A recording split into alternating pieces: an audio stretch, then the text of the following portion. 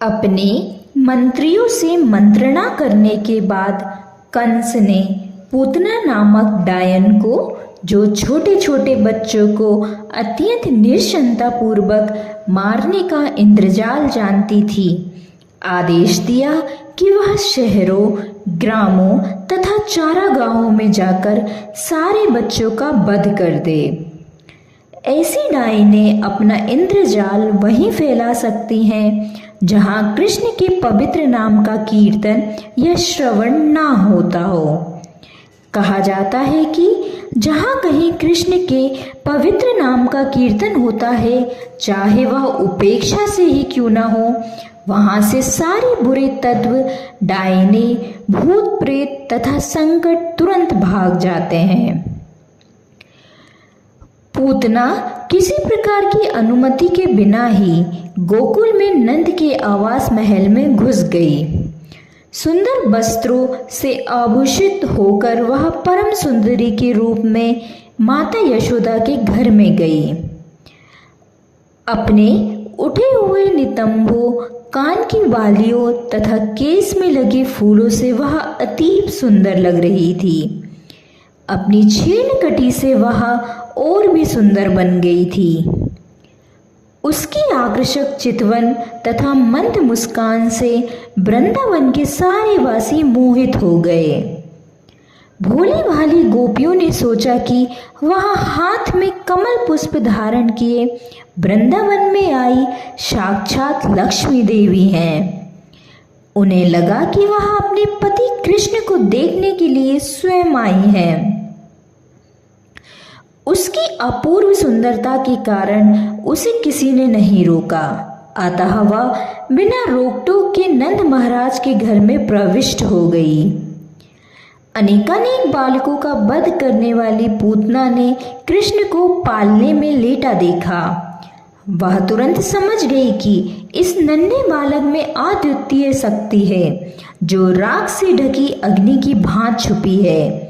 उसने सोचा, यह बालक तो इतना शक्तिशाली है कि क्षण भर में सारे ब्रह्मांड को नष्ट कर सकता है। कृष्ण ने बाल स्वभाव दिखाया और अपनी आंखें बंद कर ली, मानो वो पूतना को ना देखना चाह रहे हों। जब बालक कृष्ण ने आंखें बंद कर ली तो पूतना ने उन्हें अपनी गोद में उठा लिया। उसे यह ज्ञात न था कि वह साक्षात मृत्यु को पकड़े हुए है। यदि मनुष्य धोखे से रस्सी को सर्प मान बैठता है तो उसकी मृत्यु हो जाती है। इसी प्रकार कृष्ण से भेंट होने के पूर्व पूतना अनेक बालकों का वध कर चुकी थी और उसने कृष्ण की भी उन जैसा ही समझा, किंतु अब वह एक सांप को पकड़ने जा रही थी जो उसे तुरंत मार देगा।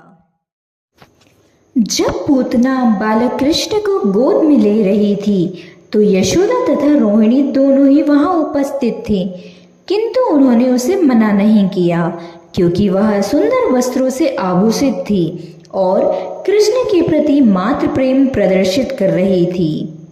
वे यह ना समझ पाईं कि वह एक अलंकृत म्यान के भीतर छिपी तलवार की भांति है।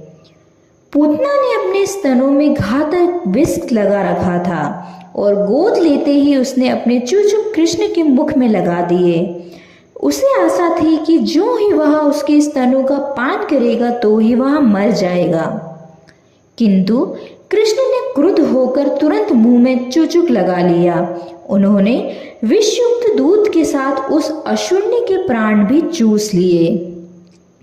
दूसरे शब्दों में, दूध पीने के साथ ही उन्होंने पूतना के प्राण भी चूस लिए। कृष्ण इतने दयालु हैं कि जब पूतना अपना पेय पान कराने आई तो उन्होंने उसकी मनोकामना पूरी की और उसके इस कार्य को मात का सा आचरण माना, किंतु वह और अधिक दुष्ट कार्य ना करे, इसलिए उन्होंने तुरंत ही उसे मार डाला। चूंकि यह असुरनी कृष्ण द्वारा मारी गई, अतः उसे मोक्ष प्राप्त हुआ। जब कृष्ण ने उसकी छाती को अत्यंत बलपूर्वक दबाया और उसके प्राण हर लिए तो वह भूमि पर गिर पड़ी और अपने हाथ पैर फैलाकर चिल्लाने लगी, मुझे छोड़ दे, मुझे छोड़ दे। वह जोर से चिल्ला रही थी और उसका शरीर पसीने से तर था। जब रोदन करती पूतना मर गई तो चारों ओर पृथ्वी तथा आकाश में उच्च तथा निम्न लोकों में तथा सभी दिशाओं में भयंकर कंपन हुआ और लोगों ने सोचा कि कोई वज्रपात हुआ है। इस प्रकार पूतना के इंद्रजाल का दुःस्वप्न दूर हुआ और उसने एक विराट असुरनी जैसा अपना वास्तविक स्वरूप धारण कर लिया। उसने अपना भयंकर मुख खोल दिया और अपने हाथ पैर फैला दिए। उसके सिर के लंबे लंबे केस उसके पूरे शरीर पर बिखर गए। उसका गिरा हुआ शरीर 12 मील तक फैला था, जिसके गिरने से सभी वृक्ष चूर चूर हो गए थे। जिस किसी ने उसके विशाल शरीर को देखा वह आश्चर्यचकित था। उसके दांत खुदी हुई सड़कें लग रही थीं और उसके नथुने पर्वत कंदराओं के समान प्रतीत हो रहे थे। उसके स्तन छोटी छोटी पहाड़ियों जैसे लग रहे थे और उसके केस विशाल लालक झाड़ी के समान थे। जब गोपियों ने नन्हे कृष्ण को पूतना की गोदी में निर्भय खेलते पाया तो वे तुरंत आ गई और उन्हें उठा लिया। माता यशोदा, रोहिणी तथा अन्य वृद्धा गोपियों ने तुरंत ही चंवर लेकर उनके शरीर की परिक्रमा करते हुए शुभ अनुष्ठान संपन्न किए। बालक को गोमूत्र से पूरी तरह नहलाया गया तथा पूरे शरीर में गोखुर से उठी धूलि लगाई गई। माता यशोदा का दृढ़ विश्वास था कि वे अपने पुत्र की रक्षा डाकिनियों, यादिदुनाओं, कुष्मांडों, यक्षों, राक्षसों, विनायकों, कोटरा, रेवती, ज्येष्ठा, पूतना, मार्तिकाओं, उन्मादों तथा इसी प्रकार के अन्य भूत प्रेतों से कर सकेंगी, जो मनुष्य को उनके निजी अस्तित्व के बारे में भुलवा देते हैं तथा प्राणों व इंद्रियों को कष्ट पहुंचाते हैं।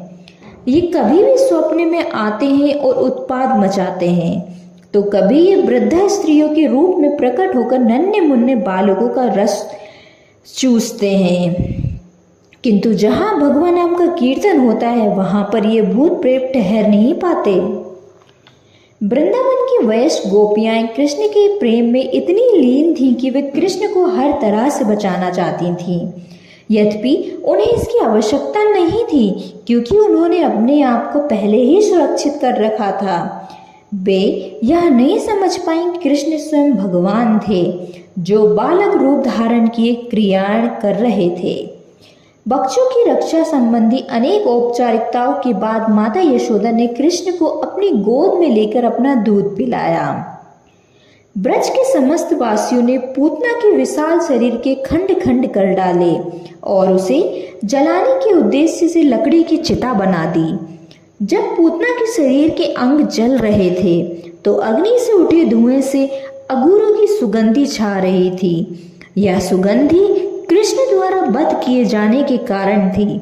इसका अर्थ यह हुआ कि असुरनी पूतना के सारे पाप धुल गए थे और उसे स्वर्गिक शरीर प्राप्त हो गया था। जब समस्त वृंदावासियों की नाकों में पूतना के जलने से उत्पन्न धुएं की सुगंधी गई तो वे एक दूसरे से पूछने लगे, यह सुगंधी कहाँ से आ रही है? और बातचीत के द्वारा उन्हें यह ज्ञात हुआ कि यह सुगंध पूतना के जलने से उठे हुए धुएं की है। कृष्ण उन्हें प्राण से प्यारे थे और जैसे ही उन्हें सुना कि कृष्ण द्वारा पूतना का वध हुआ है तो सबों ने प्रेम बस उस बालक को आशीष दिया। पूतना के जल जाने के पश्चात नंद महाराज घर आए और तुरंत ही बच्चे को गोद में उठाकर उसका सिर चूमा। इस प्रकार वे परम संतुष्ट हुए कि उनका नन्हा सा बालक इस महान विपदा से बच गया। जय श्री कृष्णा।